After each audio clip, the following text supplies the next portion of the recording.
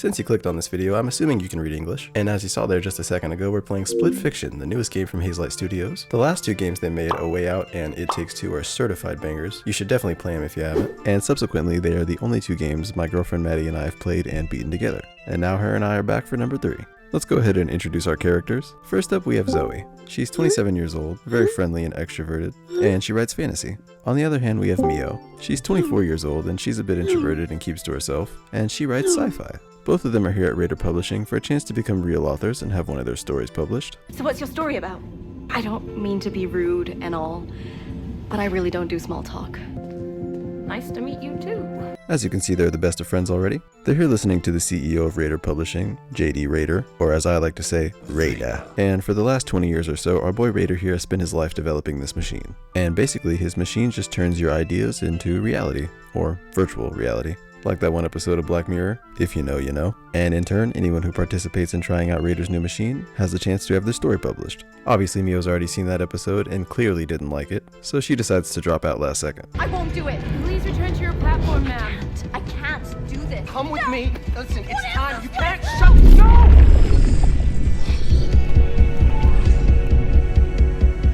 And now we're thrown right into the character selector. I went with Zoe because we're the same age. Maddie chose Mio for the same reason, and she had no other choice. Our story starts off with Zoe just trying to relax in her nice fantasy simulation, but then Mio interrupts and falls out of this glitch in the middle of space-time, which causes both of them to get sucked into one of Mio's stories, and her stories are a lot less relaxing.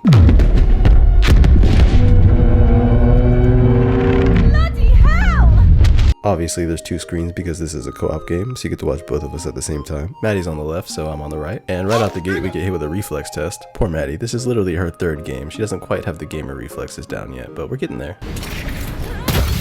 Damn it!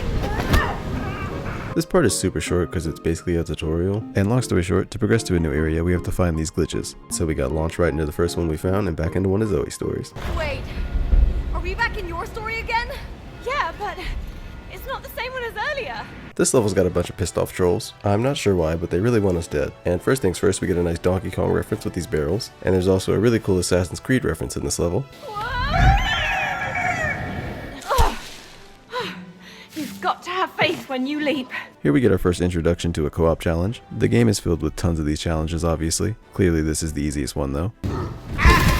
Shortly after that, we found the glitch, and for whatever reason this pissed off the trolls and we got thrown right back into some more running. This honestly caught both of us off guard, so we ran straight into the wall and got obliterated. The second time around we did way better when we weren't caught off guard, and just like It Takes Two, the only way we actually die in this game is if both of us are killed at roughly the same time. And surprisingly, even though this was only our second attempt at this, one of us actually managed to stay alive long enough for the other one to come back after they were killed, and we actually managed to make it through these relentless ass trolls on our second try. Now let's see what's going on back at Raider Publishing. What's the status of the other participants? All stable. The machine is fully operational and is successfully extracting all of their ideas.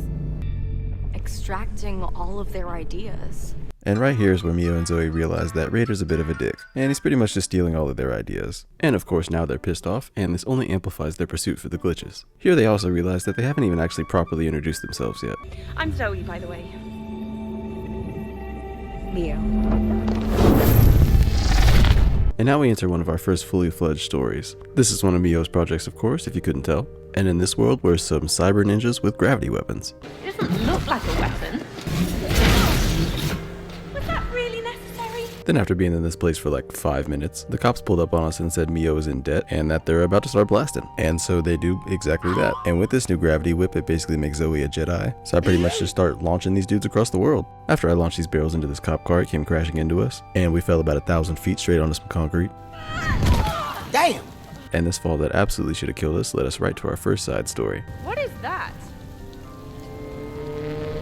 Side stories are basically like little blips in the simulation. They're just side projects that Mio and Zoe never got to finishing. Since we're in one of Mio's stories, any side projects that pop up are going to be Zoe's ideas. And obviously vice versa when we're in one of Zoe's stories. Raider isn't just stealing all of our stories, but our unfinished ideas as well. The side stories are optional, and they're just like little bite-sized detours, but I paid $40 for this game, so it's not really an option. So me and Maddie are gonna go in every one we find. This one in particular had us riding on some sand sharks, and of course this reminds me a lot of Dune, so...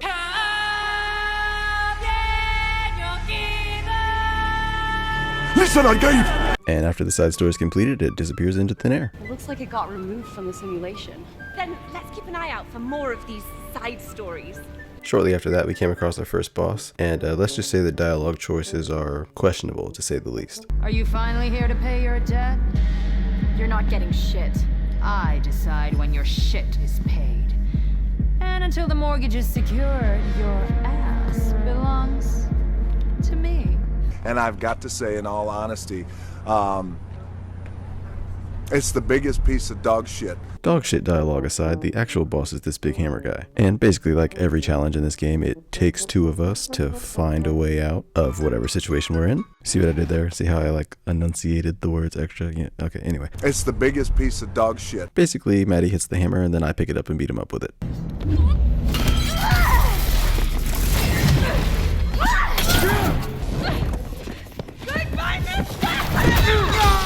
Like I said, me and Maddie are going in every one of these side stories, and right after that boss fight we found one that was pretty interesting to say the least. Not only were we pigs, but we were magical pigs. I could stretch like I'm Mr. Fantastic or something, and Maddie shits rainbows so hard she flies. This side story is wild, Zoe. I actually very much enjoyed this side story. It adds absolutely zero depth to the story, but goddamn it did I love being a pig. Oh yeah, and these pigs are cannibals, but that's far from the craziest thing you're gonna see, I promise. I think I could get used to being a pig, actually. Enjoy it while it lasts.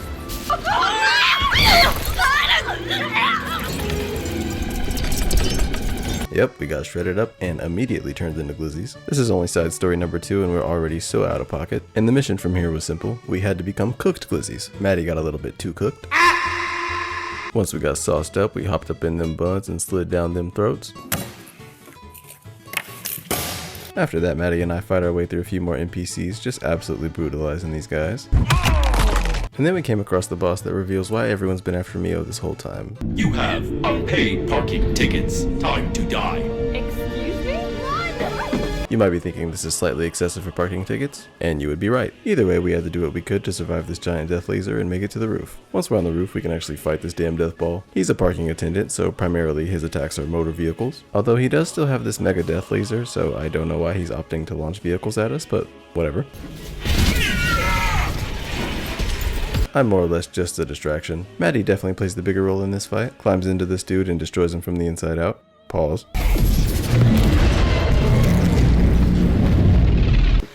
You know, for cyber ninjas on a stealth mission, we sure cause a lot of explosions. That's actually a really good point. But despite that, Zoe still wants to make sense of Mio's story. So after we drive through this office building, probably murdering a bunch of simulated people, we crash straight into a pool so Mio and Zoe can talk about it. Have you ever wondered where all of this violence stems from? You know what, Zoe? Let's stay here and find the root for it all, shall we? I feel like I'm ready to do some serious soul searching right here, right now.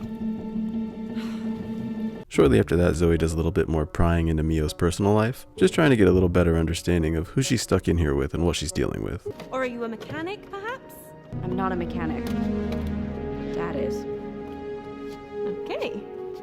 Now we're getting somewhere. And of course, as soon as they start making progress with each other, these damn parking ticket cops come back. This sends us into another you drive, I shoot kind of scenario. Shout out to Maddie for not crashing. This is honestly super impressive. She's actually becoming a gamer. And I will say, even as someone who has beaten literally hundreds of games, I was not expecting this next part. What's going on? It's a self-destruct protocol! Here! Hurry before it explodes! Explode! Caught off guard is an understatement. Now obviously I've used phones in games before, but I've never had to use Face ID in a game, nor have I ever had to verify that I'm a human through freaking CAPTCHA boxes, but I'm like in a game playing as another character who has to verify that she's a human. This is whole ass gameception at this point. And quite honestly, it's hilariously realistic. At a certain part, terms and conditions pop up and you gotta check all the boxes, and then someone calls you in the middle of it and then it resets and you gotta check all the boxes again. And just for good measure, if you get past the terms and conditions part, it pops up with this little password screen and you have to type each individual letter, and it's honestly just not possible. 3, 2, 1. Executing self-destruct. Wait! Self-destruct! Come on, Zoe! Jump! I'm like, hey, what's up? Since your pretty ass, soon as you came in the door, I just wanna chill, got a circle across the road.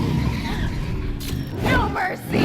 Jesus Christ, no mercy is correct. They did not need to do all that. Yo, shout out to the Akira bike slide though. And now we finally get to fight the boss with that dog shit dialogue from earlier. Honestly, she's the joke of a boss. Wasn't very hard at all, put up 0 threat. And we get to stay on these motorcycles the whole time, which is pretty cool. We ran through her first phase in what felt like 30 seconds, and her second phase is equally as easy. Pretty much just doing BMX tricks on her until she explodes. And after we explode her real good, we find the glitch. Before they move on though, Zoe's still trying to get to know a little more about Mio. Wait, so you're telling me everything we just went through wasn't inspired by anything?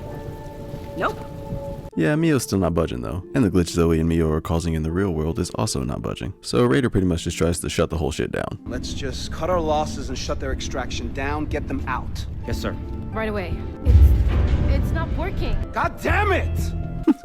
Why was that goddamn it so zesty? After Raider throws his temper tantrum, he goes and explains to his bosses his situation, and he tries to let him know he has everything under control. Just have some faith in me. Keep us updated. Back to Mio and Zoe, and now we're done with the whole cyberpunk ninja things, and we're onto a whole new fantasy world. And as you can see here, Maddie is a big ass monkey, and I'm a little fairy girl. Gotta love it. And we're actually not even stuck this way, we're shapeshifters, which is honestly pretty dope. Each of these transformations come with their own unique abilities. Maddie can climb on stuff, as a monkey does, and I can sorta kinda fly. We both actually have 2 other transformations as well. My other transformation is this Groot character you see here, and as you might expect from a Groot-like character, his power is basically just becoming one with nature, on some like, I speak for the trees type shit.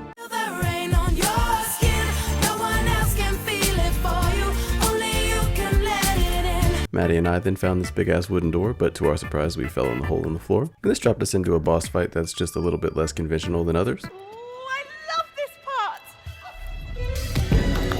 part! Witness the 8th wonder of the world, the Pinky Ring Blink, the King of Sting, the Monkey King! I'm not gonna lie, this dude is a whole vibe. Like, he does not want any smoke, he doesn't want to fight. All he cares about is if you can dance. And if you can dance, then you are able to pass through his lands. If not, then get your uncoordinated ass out the jungle. What did I miss? Yeah! That's gonna be the dance of the century! And now that we got past the Monkey King's lands, it's time to go into the real big boss, the Ice King.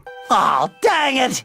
Well, I'm out of here. Goodbye, everyone. Once we get to the Ice King's castle, we find a big ass locked door. I can use my little fairy form here to just fly right through the keyhole. And then we get to play a little cool co-op lockpicking mini game where we pick the lock from the inside out. Gives me flashbacks from Oblivion's stupid lockpick mechanic. I'll never get over that. So we infiltrated the castle and made our way to the Ice King. But right before we found him, we came across another side story. Is that a sun? A dying sun. This side story is basically just about survival. Obviously, it's a bit easier said than done. To sum it up, basically, there's a dying sun in the background, which appears to be surrounded by a Dyson sphere, I think. And basically, every 10 seconds or so, it shoots out a giant solar flare, completely obliterating everything in its path, as you would expect. And obviously, the only way to get through it is to not get obliterated. Once we got towards the end here, we both picked up these energy shields, and I swear to God, this was such an anime moment. And now, since we're so close to the sun, the solar flares are much more frequent. So now, every time the sun flares, we have to alternate protecting each other so we don't get absolutely obliterated. And you know, in my experience, you say run from My Hero Academia goes with literally everything, so...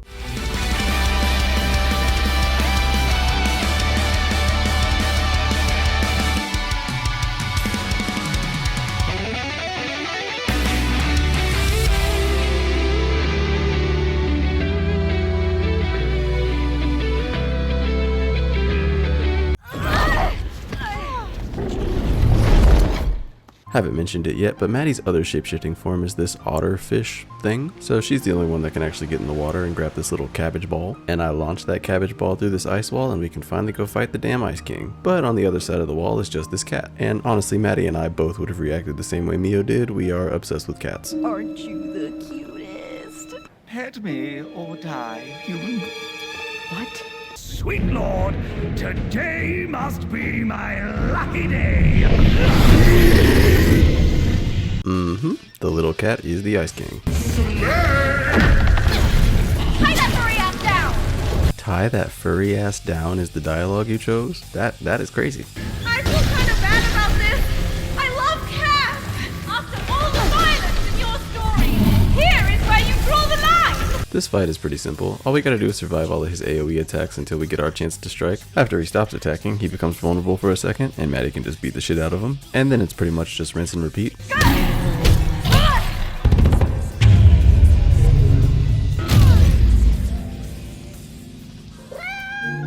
Don't let him trick you. Shoo! Shoo! And just like that, the Ice King has been destroyed. We stopped Thimblewinter, or whatever the hell this was, and peace has been restored. And Mio's coming around to like Zoe just a little bit more. Alright, the monkey part didn't completely suck. I knew you'd come around. The glitch. And of course, now that we found another glitch, Raider's obviously back in the real world, very pissed off. He's still trying to explain to his higher-ups that he's got a plan, but they're not really having it. And because of this, he decides to try a different approach, attempting to just speak to Mio and Zoe directly. Mio? Zoe? Hello, this is Raider, CEO of Raider Publishing. Do you copy? Firstly, I want to apologize for this minor inconvenience. I need you to discontinue your pursuit of the glitches. It's only making our situation worse. You can cut the crap. We've heard you the entire time. You what? Listen here. We're breaking out. And if we destroy your machine at the same time, so be it. Yeah, you brought this on yourself. Wait, Mio, I might be able to assist you with your father's situation. We looked you up. And if it's financial assistance you require, I might be able to help you. Yeah, Raider got real desperate here, started pulling on personal strings. He's like, oh, your dad's sick and can't afford them hospital bills, huh? You know, I'm a billionaire, right? Everything he's told us, the publishing deal, the offer to assist us, it's all been lies. No, you can't do this. Stop this madness right now. I will find a way to stop you, goddammit! Obviously, this whole time Zoe's been trying to pry into Mio's personal life, and Mio clearly doesn't want to share. But Zoe's not going to sit by through that whole conversation with Raider and not ask questions after. Mio, wait. Come on, we gotta go. No, just wait. You heard what the captain said. We've got until dawn to complete the mission. But how are we supposed to get out of here if we don't start to trust each other? I don't need your trust. Well, I kinda need yours. My dad got sick. And we've been in and out of hospitals for a while now. Medical care ain't cheap. Well, not that it's a great reason, but at least Zoe knows why Mio's a bit of an ass all the time. Now that we're in a new world again, we have a whole new set of abilities. And in this world, we're super soldiers with some Star Wars blasters. And we also come equipped with these bombs that temporarily disable these force fields. This is honestly one of like the main mechanics of this world. Usually we just use it to get past certain puzzles, but it's actually really good in combat as well. And if you're not on your P's and Q's with the obstacles, you can kill each other very easily. Well, you guys know the drill at this point. We found a side story, so here we go. And like all the other side stories, this one is very different from the rest. Up for a little race? Are you challenging me? Now, normally I'm a pretty competitive person. I like playing against my friends and things. I love fighting games. But seeing as Maddie's not the most esteemed gamer and she's my girlfriend, I was actually gonna take it easy on her, but she just really was not having fun with this level at all. Seriously? Oh, damn it! Now, obviously this is supposed to be a race, but really it just became a dying simulator, and it showed Maddie she hates the flying mechanics in this game. But with some moral support and a few settings tweaks, eventually she was triumphant. That was awesome! I am so happy for you. And believe it or not, like 20 minutes after we did that side story, we found another one, so we're jumping right into it. Behold, the moon market, where creatures great and small come to sell their wares. This is definitely one of my favorite side stories throughout the whole game. Essentially, it's just a magical little hub world you can hang out in and mess with things. Now, there is a story attached to this place. It has something to do with finding these magical cats and bringing them back to the area, but honestly, that was the least of our concerns. What was way more interesting to us was this cauldron that we could just mix potions into and see what they turned us into. There's even a little sheet here that fills out slowly the more combinations we find. What's up? I'm Mio, and I'm a deadly sword ninja. You pronounce ninja weird. Yeah, she's right. I would refrain from ever saying that like that ever again, cutting it a bit too close. This level also has a really random but really cool Dark Souls Easter egg. I don't know how it really fits in this level, but I'm here for it. Okay, now where were we? After a few side story detours, we're back on track as our super soldier selves. And of course, this game absolutely loves sliding segments, so we're doing one of those again. And we slid right down into a new perspective. This kind of reminds me of games from like 40 years ago, like Contra, or those like 2D side-scroller kind of games. Back when games were just unnecessarily hard. And then we had another boss fight, this time with a big old Metal Gear Solid giant mech turtle. Never actually played Metal Gear Solid myself, but this reminds me of that one stage from Smash. And though this boss seems menacing, this is actually one of the most self-explanatory boss fights in the game. You literally just aim and shoot. Now, it's not like it's on easy mode or anything, you still gotta avoid some obstacles here and there. There is a second in this fight where we stopped shooting and opt for a more primitive technique of just throwing shit. Then the big turtle man got angry and tried to just run us over. And somehow, after all those obstacles and all that running, we seemingly ended up right back back where we started. And to finish this damn turtle off, for whatever reason, there's these big gears on the wall that operate the door. So Maddie and I blast those gears into oblivion, thus closing the door and getting rid of Big Turtle Man here. After a big ol' huge battle, we get a nice calming side story. This one in particular is especially calming because Zoe narrates her own story. Once upon a time, there were two heroes. There is a bridge that must be crossed, but a Cyclops is guarding it. Halt thee! I do agree. A second Plug! We reach the bottom of the cave. Everything goes dark. Darkness. Very scary. A giant enemy demon appears. I really do appreciate that some of these side stories are just a nice little break from the action, and I know Maddie really appreciated them as well. Back to the super soldier world, and we're getting ready to wrap things up here. The whole time we've been here on our rescue mission of sorts, and this big octopus creature thing here is who we're supposed to rescue, and this story in particular is pretty special to Mio. I sort of based the story around my dad. So then Mio starts just blowing stuff up and frees her octopus dad, triggering a big jet ski escape scene.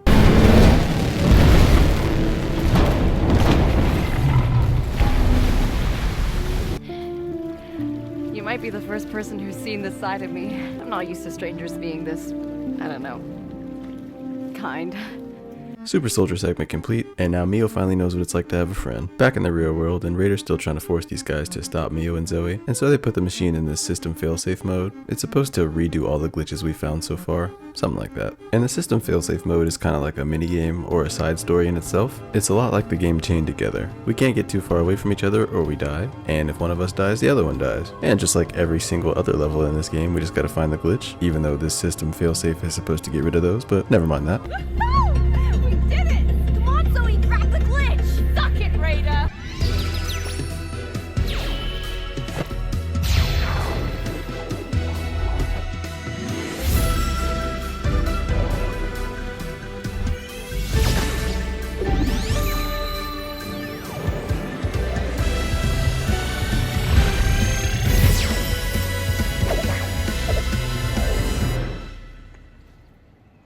Really?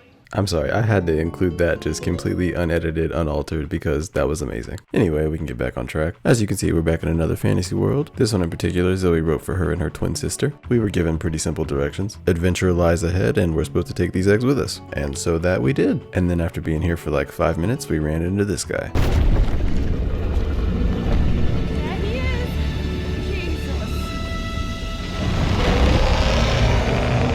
So as you can imagine, we're in yet another run for our life scenario. Big Dragon Boy back here is just angry at the mere sight of our existence. The game doesn't even present an option to fight, it's pretty much just run or die. So we narrowly escaped this big angry bastard and lived to fight another day. And because we survived such a grueling battle, our Pokemon evolved. And now that we've escaped and got some newly hatched Pokemon, we can go on a nice relaxing river boat ride.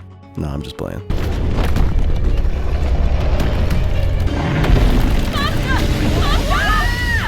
Yeah, we literally had like no downtime at all, and this boat ride is so far from relaxing. We are just so bad at steering shit in this game. I don't know what it is, but we died a lot.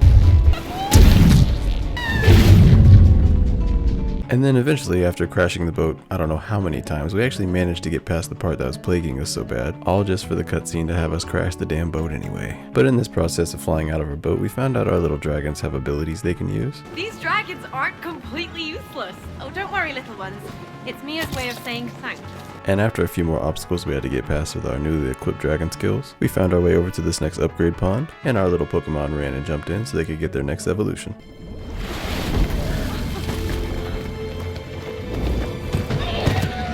Alright, well now I got a Roly Boy and Maddie can fly, like dragons are supposed to, but whatever. Now with our new beefed up second evolution Pokemon, we got a new boss fight. This guy was actually a little more difficult than we thought he would be, even with the new beefed up dragons.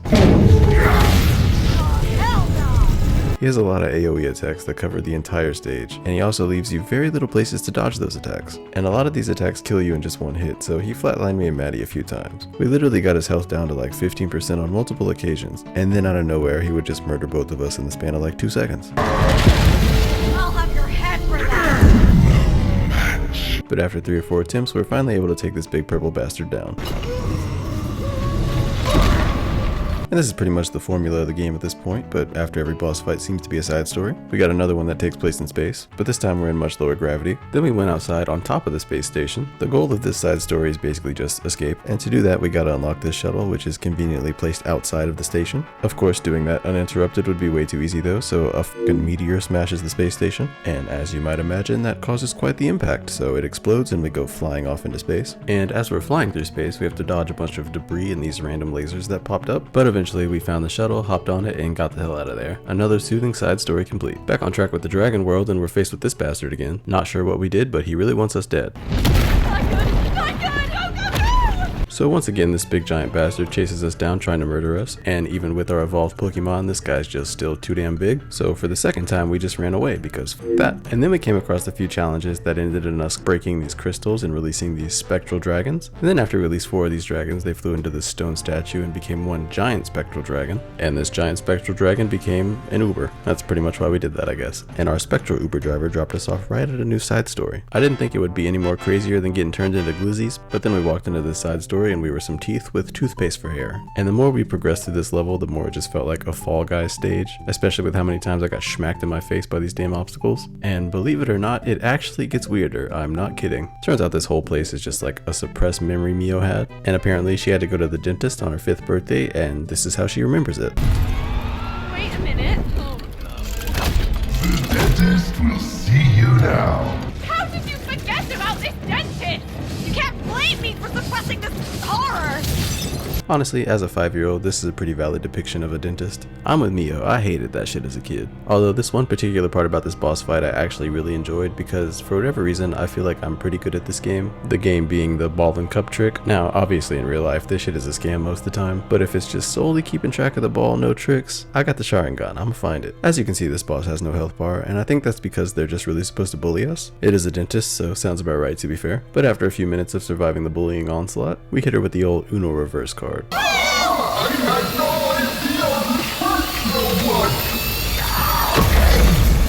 After we got rid of that damn dentist, we got back to our dragons in a new top-down perspective, and then we got into a boss fight with this great value Master Hand, and if that wasn't enough, his buddy Best Choice Crazy Hand showed up. Sorry gentlemen, we only fight name brand Smash characters here. So we swiftly dealt with the imposters and moved on, seeing our big giant dragon friend in the background here, back there just hate watching, and that led us right to this turtle boss fight. Dude just really thinks he's Bowser or something. I would say this boss fight was actually one of the more challenging ones we went through. The top-down perspective definitely makes things a little bit more trickier, and the arena we fight in really isn't very big, and he has a lot of AoE attacks that cover the entire stage. So basically what I'm trying to say is this guy killed us quite a few times.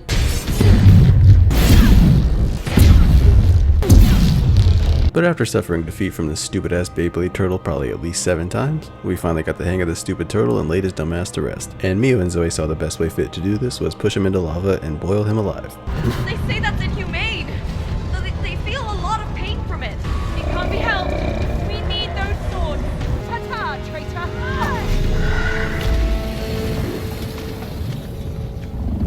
And from the ashes of that turtle's boiled guts, our new evolved Pokemon were born.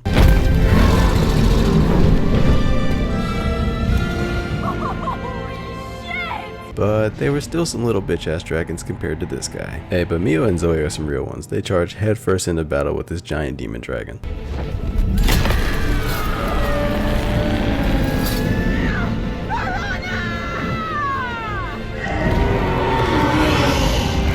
Now to be fair, For Honor is a very common catchphrase used in movies, but I'm marking this one down as a For Honor reference. Great game, may it live on forever. Speaking of references, I think this whole segment is a God of War reference. It's one of the only games I've played where you spend a majority of the time fighting monsters that are way bigger than you, and this part right here reminds me exactly how those fights worked in those games. Come to think of it, this game really is just a culmination of references from a bunch of iconic games of the past, and honestly, I'm here for it. As we battle our way up this giant dragon, destroying everything on its body, our newly evolved dragons come up and aid us. Maddie's dragon climbs up on his head and just starts blowing acid into its eyeball. Then for good measure, Maddie and I stab our swords straight into this dragon's brain, finally putting an end to this hate-watching ass dragon. Should've minded your business, bro.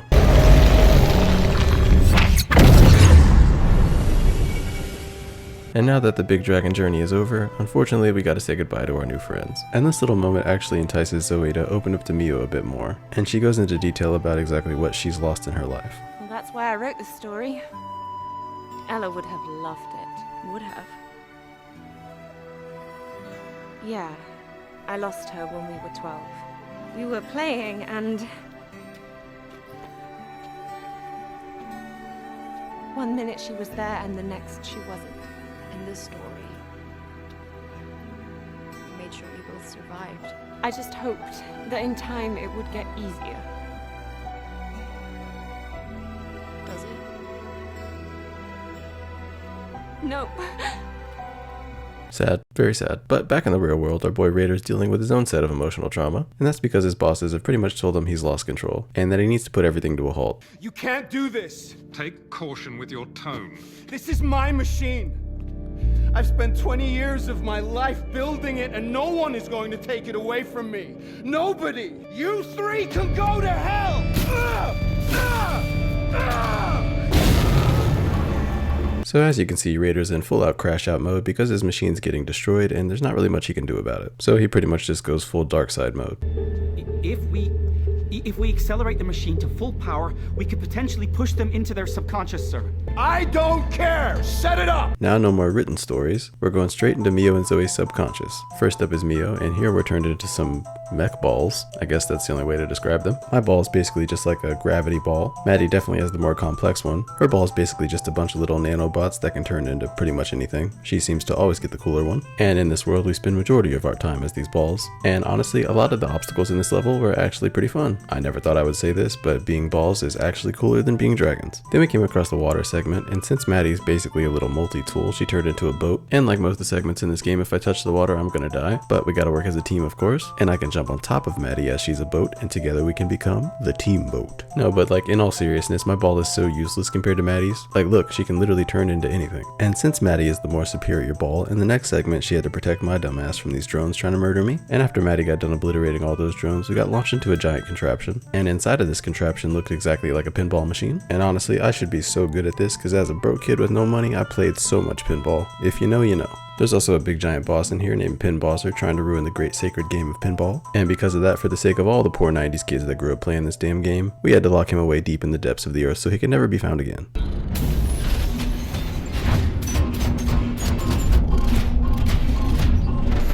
Now back in our original bodies, and the whole reason we were those balls is so we could open this big door here. But as soon as we opened the door, we got sneak attacked by this damn robot. And then like Thor Ragnarok, we woke up in this giant arena having to fight this big ass Hulk robot. But luckily our little mech balls from earlier came back and gave us some nice new needed upgrades. And these balls honestly made us OP. We were just straight bullying this robot. I mean beating this man's ass.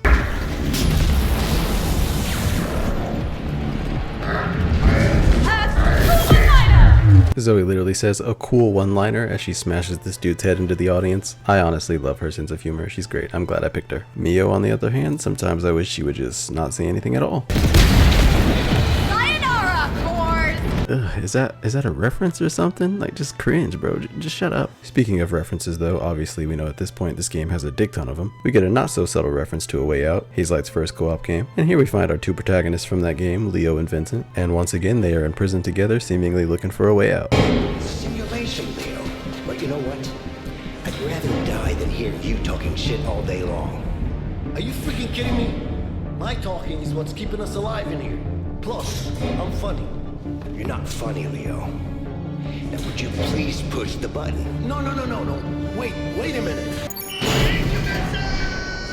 Honestly, if I made two banger co-op games, I would reference them as much as I could too. Alright, let's get back on track. We're pushing deeper into my subconscious to rescue a prisoner we don't even know. Mio, you do know me. Who are you? I believe I once was a part of you.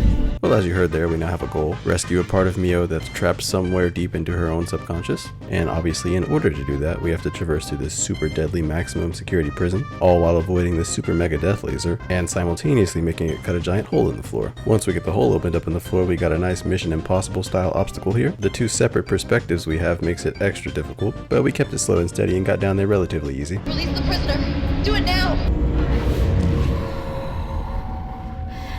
Finally free.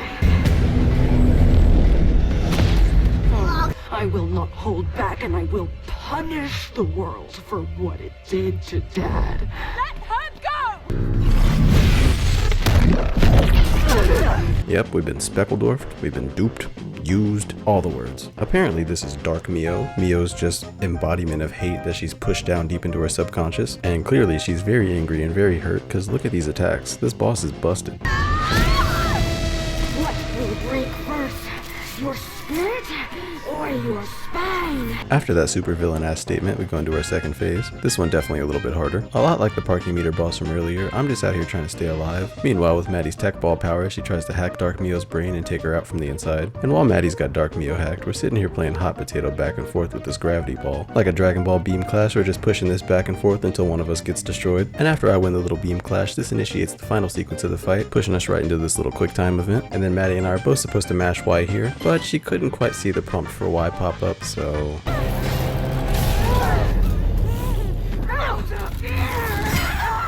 I'm not gonna lie, in real time here I was mad confused and I thought that was supposed to happen because I really thought she was mashing with me, but she admitted to me she didn't see it the first time, and to be fair, I can't blame her, it's hard to see. Thank you. Oh.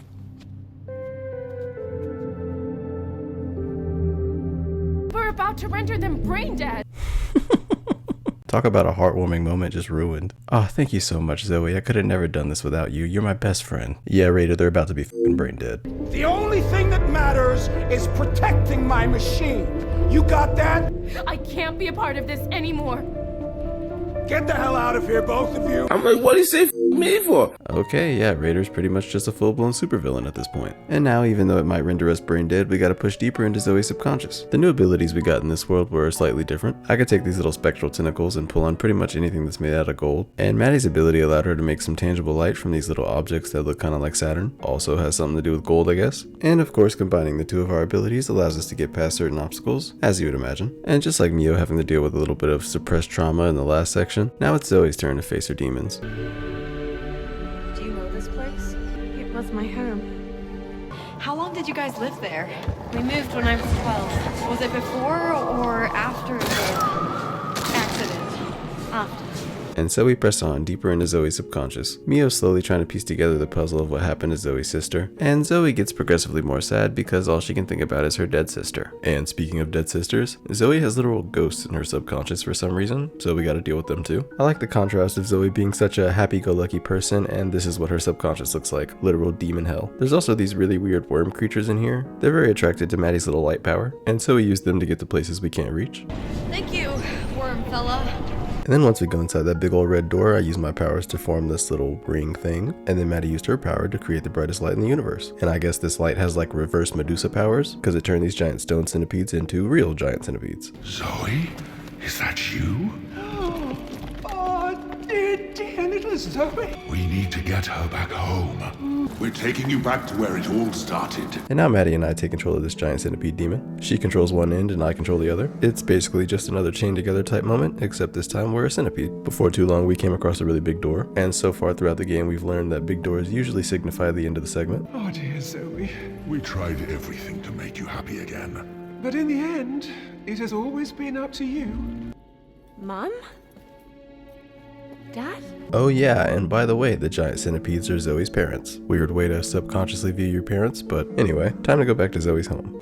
Is this your home? It became haunted when Ella died.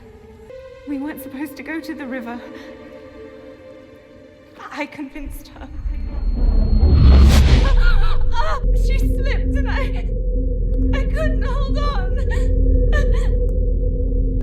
Ella died because of me.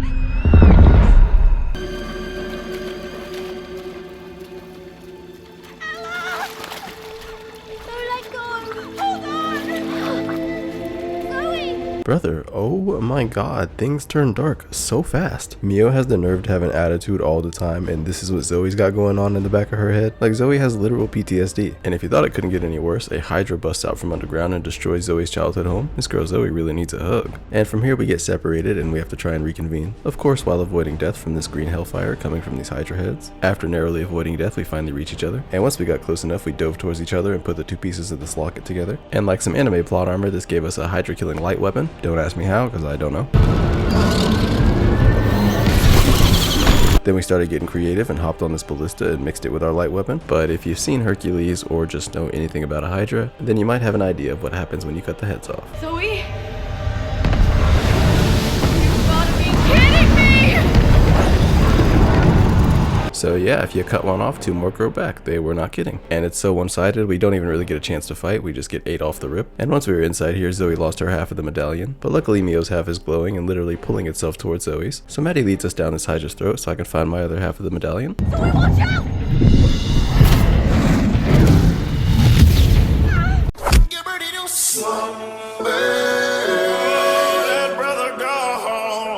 So after I got blasted away by that Dragon Ball Z Ki blast, it pretty much put me out of commission. And now I'm just crawling on the ground towards Maddie, trying to cling to life while still getting blasted by these Ki blasts. Looking like we're playing Night Rain and I just got a giant fire pot thrown at me. Eventually Maddie was able to make her way to me and she's able to pick me up off of my feet and saves me with the power of, friendship, I guess. And then we make our daring escape while getting bombarded by more Ki blasts. I mostly just have to stay next to Maddie and stay within her friendship circle of protection. And then through all that, we're finally able to recover Zoe's half of the medallion. And now once again, we can finally fight back.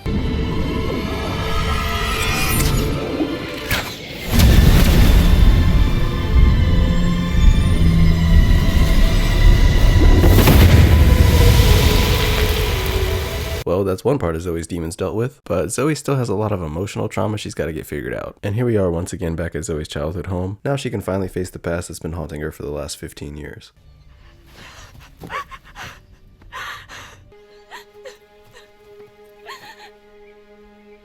I'm so sorry. It was never your fault, Zoe.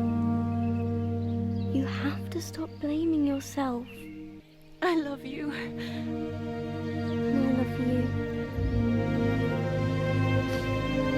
Alright, well once again we're back to reality and gotta snap out of that sad moment because we are still pretty close to becoming brain dead. And at this point Raider's machine is on the verge of causing a nuclear explosion, so he's basically a threat to society at this point. Even his bosses called the cops to try and get this man to stop, but he's all the way off the deep end. Open up! Open the door, Raider! Over my dead body!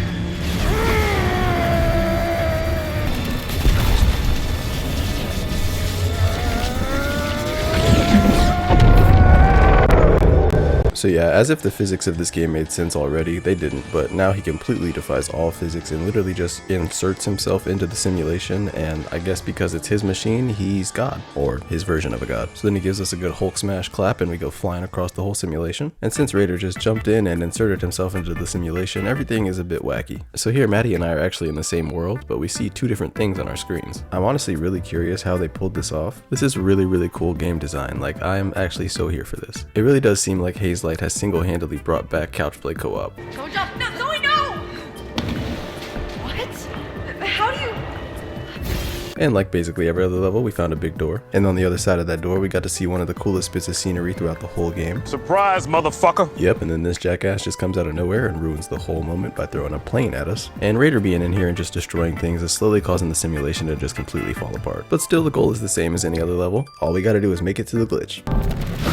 I already told you, stop pursuing the glitches! So Raider throws a temper tantrum and busts out of the lava like he's Hades from the underworld. He then grabs this sword and tries to murder us with it. And when that doesn't work, he flips the switch and pulls out Poseidon mode. I mean, buddy literally pulled out a trident and surrounded himself with water. Like, you're not him, bro. Get your own ideas. And now we're in space, his 3rd stage of impersonation. I don't know, maybe he thinks Zeus is the god of space. Anyway, we managed to beat him pretty quickly, but this was only the first phase of the fight. I guess the man has plot armor since he's literally a god in here, but he just flies back up and punches straight through the moon. This makes the simulation even more messed up than it already was. And so Maddie's now trapped behind this screen and I'm actually physically on top of the screen. And this is so cool, like wherever I stomp on the screen, it actually physically affects the game world where Maddie's at. And then everything gets altered again, and instead of me being on top of the screen, now I'm the one inside the screen. And Maddie's actually holding the screen as if it's like an iPad or something.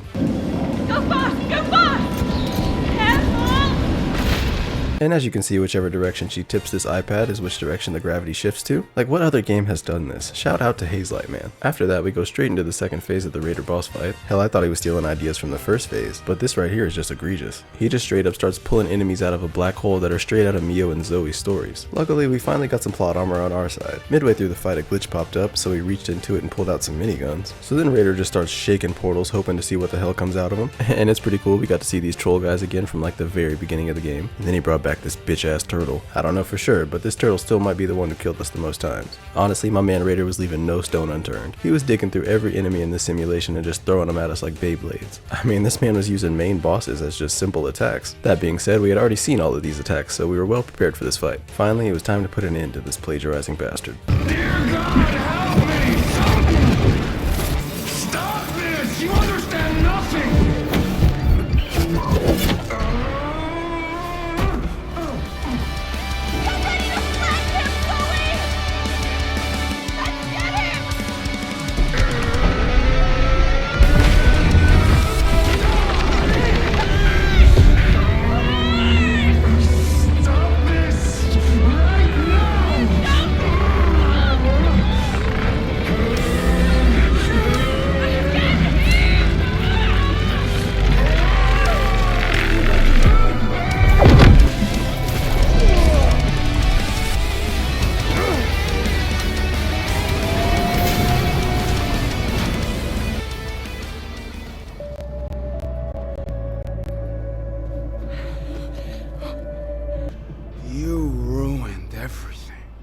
Oh, shut up. Yeah, save it for the biography. I told you, that song goes with everything, and I mean everything. But anyway, that is the beautiful conclusion of this story. At first, Mio didn't even want to speak to Zoe, and now they're like best friends. Hey, you know what? We should write a book about all of this. A little bit of time passes by, and unfortunately Mio's dad bites the bullet. Although Mio and Zoe both never really have to feel alone again, because they found lifelong friends in each other. And with each other, they were finally able to get published. Look what I picked up. First one out of the printer. Look, Dad. I got published. And that's the end. That was Split Fiction. And honestly, I think it's the best co-op game I've ever played. Big shout out to Hazelight Studios. Really, there's not a lot of games that I could play with my girlfriend, and we both really enjoyed them together. So I'd say they got some lifelong fans in us. That being said, I just want to thank you if you made it this far. I really do appreciate that you'd give me like 47 of your minutes. And if you want to give me some more of your minutes, just go ahead and like and subscribe. It's free, and it goes a long way. But that's it, y'all. I got nothing more for you. Go ahead and get out of here now. Go on now. You're still here. Go on get.